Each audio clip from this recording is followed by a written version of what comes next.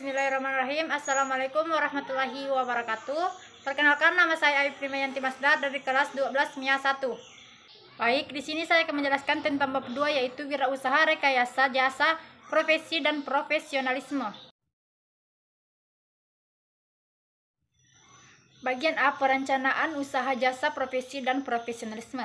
Perencanaan usaha diawali dengan membangun visi dan menentukan cita-cita setelah mengetahui potensi dan kekuatan diri. Profesional adalah seseorang yang mempraktikkan keahlian tertentu sebagai kegiatan untuk memperoleh nafkah hidup. Ciri-ciri profesional adalah yang pertama, terus-menerus meningkatkan ilmu dan keahlian. Yang kedua, memiliki keahlian yang tertentu. Yang ketiga, mandiri independen. Yang keempat, bekerja sebagai kegiatan utama. Yang kelima, cara kerja tertib dan bertanggung jawab. Produk, jasa, profesi, dan profesionalisme. Produk jasa memiliki yang pertama, tidak berwujud. Yang kedua, daya tahan yang bergantung permintaan. Yang ketiga, tidak dapat dipisahkan oleh sumbernya. Yang keempat adalah dapat berubah-ubah bergantung pada kapan, di mana, dan siapa penyedia jasanya. Banyaknya komunikasi yang berkembang pada saat ini menjadi peluang untuk menciptakan layanan jasa profesi yang mendatangkan profit, diantaranya sebagai berikut. Yang pertama, fotografer. Yang kedua, kameramen. Yang ketiga, desainer pakaian. Yang keempat, setter. Yang kelima, sablon, dan lain-lain. Usaha jasa berbasis pelanggan adalah jasa yang dibuat atas dasar sasaran layanan pasar dan variabel yang berpengaruh signifikan atas penggunaan jasa oleh pelanggan. Peluang usaha jasa, profesi, dan profesionalisme terdapat di berbagai sektor. Sektor yang pertama, sektor perkebunan. Yang kedua, pendidikan. Yang ketiga, perikanan. Yang keempat, peternakan. Yang kelima, kesehatan. Yang keenam, akuntansi. Dan yang ketujuh, transportasi, dan lain-lain. Selanjutnya adalah ide dan peluang usaha jasa profesi dengan kreativitas dan inovasi. Pelaku usaha.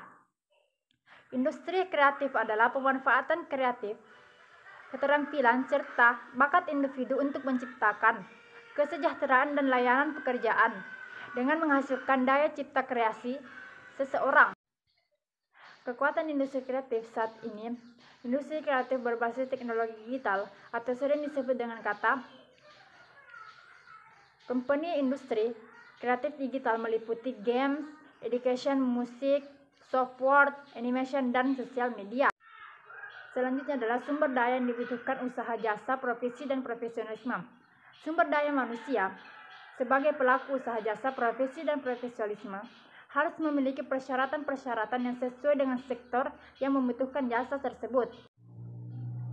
Persyaratan beberapa komponen kerja harus dikembangkan oleh seorang profesional. Kompetensi kerja yang dimaksud adalah yang pertama, kompetensi personal, yang kedua, kompetensi sosial, yang ketiga, kompetensi teknis, dan yang keempat adalah kompetensi metodologi.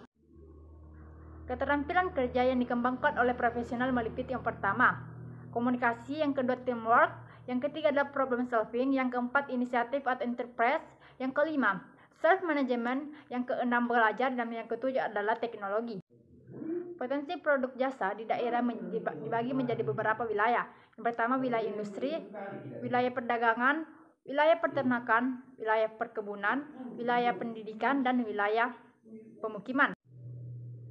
Selanjutnya adalah proses produksi. Jasa dikembangkan sesuai dengan potensi daerah masing-masing, sesuai dengan bakat, minat, serta daya dukung di daerah, dengan memperhatikan kebutuhan pasar melalui beberapa langkah pelaksanaan.